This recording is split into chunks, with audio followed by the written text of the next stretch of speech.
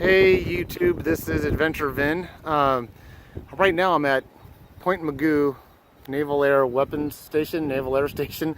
I'm probably saying that wrong, and I apologize to all the Navy people that might be watching this. We're at Point Magu, and there's a flight line. What we're looking at right now is the E-2 Hawkeye. The last few videos I did was when I was up at Edwards Air Force Base.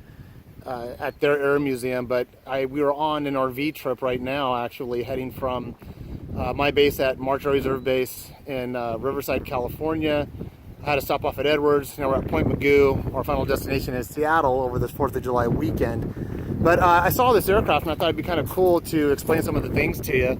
Let me see if I can throw myself in this video real quick. So my job in the Air Force is called a 1-5 Aerospace Operations. And one of the jobs that we do is that we do tie in different branch of service radar network stuff. So nothing I'm going to say to you is classified. I mean, it doesn't have to even be to that degree. It's all found online. If you wanted to look up the E-2 Hawkeye, you can find its capabilities and limitations on that. Learn more about it if you don't know. I know for a fact that these are also carrier-based. Matter of fact, on this one, I'm going to come around. I'm going to jump on the other side of the camera so I get the shot that I'm looking for. But this one was actually on the Carl Vinson. Now, some of you that have been watching and tracking my YouTube videos know that I was in the Army. I was active duty Army for 4 years, and I was a California State Army National Guard for another 4 years. But while I was in the Army, I did some time in Egypt in 1988, multinational force peacekeeping. And while I was there, an aircraft carrier called the Carl Vinson shot down either an Iranian or an Iraqi jetliner that didn't have its transponder on. It was coming straight towards the aircraft carrier, and the aircraft carrier broadcast warnings. This was the summer of 1988. Ironically, this was based, I don't know if at that time, but this markings on it says USS Carl Vinson. What I remember of that, the summer of '88, while I was in Egypt, in the Gulf, Mediterranean Gulf, this aircraft carrier shot down a civilian jetliner because it didn't identify itself and it posed a possible threat. But let me jump on the other side of the camera real quick. I'm using my Samsung again.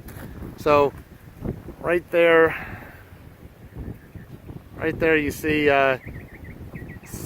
CVW2 USS Carl Vinson Navy. I know I went on CVN 72, which is the Lincoln. I had to do some air operations on there as an augmentee Air Force air operator. I spent about a week on the Lincoln CVN, and I know the N nomenclature designated it as a nuclear aircraft carrier, and I honestly don't know what the W means. This dish on top, that's actually the radar that we would link up with, and that sends and receives communication to and from other aircraft, maybe even some ground components. A similar aircraft that the Air Force has in the inventory is our, oh man, I just can't believe I forgot it. It's jet powered, it's on a 707 airframe, AWACS, our AWACS aircraft. But this one, although it's designated as a carrier-based aircraft and primarily Navy, we in the military these days, we have the capabilities and the necessities to communicate to everybody, no matter what branch of service you're on, and we're able to collaborate and collectively make decisions and have a better situational awareness if we could tie in not only with communications but for rescue operations. So, for instance, if an Air Force pilot goes down and it's a Navy asset in the area, well, then we'll ask the Navy to help us out. If a Army helicopter goes down and there's Marines in the area, we'll collaborate and cooperate with them. But I thought this was a really cool opportunity. We were camped out here at Point Magu in our RV for the last couple of days. We're heading up to Solvang next, and then tonight we'll be at a place called Camp Roberts, which, going back to my Army National Guard days for the state of California, we did a lot of training up there. So anyone that's in the Navy really knows more about this aircraft than I do, but I have our air tasking orders. We have actually incorporated these in some of the things we do for the Air Force. I'm gonna pan back around. I'll give you we're getting gas right now, but I just wanted to show you. I don't want to get this car in the way. I want to film somebody I don't know, but Give me a couple of seconds. I don't want to get anybody else's. But there's our RV. We have a Class C Toyota RV, and then on the back of it, yep, there's my KLR. And we're actually traveling with the scooter too. Let me walk across the street. One thing nice about being in the military, we're able to get gas at a really cheap price, right?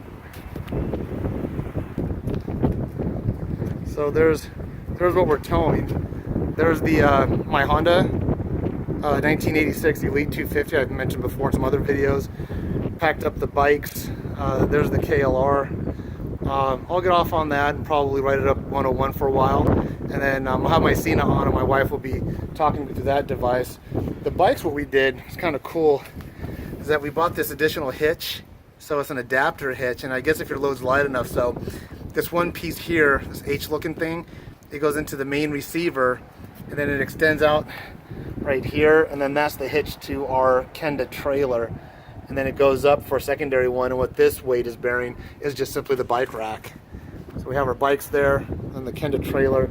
These Kenda trailers are pretty cool all on their own. They fold up, very lightweight. This one is a 3 configuration, so there's actually a trough in the middle for a 3rd, but for weight and balances, we just have the 2 on either side. And then I'll do a far off shot of that E2 Hawkeye, and then we got to get on the road. So zoom in. So there's the E2 Hawkeye right across from the gas station. I think I started mentioning one nice thing about being in the military is that we get to stay at these bases for pretty affordable for RVing, and then the gas prices, if you're familiar with California gas prices, that's what we're paying on the let's call this one. Trying to get this gas sign. So that's what we're paying on the military installations, which is a lot more affordable than out on the economy. So that's it. Just a little quick video of traveling through Point Magu Naval Air Station, which is, I say, north of Ventura area, south of Santa Barbara on the coast of California. Take care. Have a great day.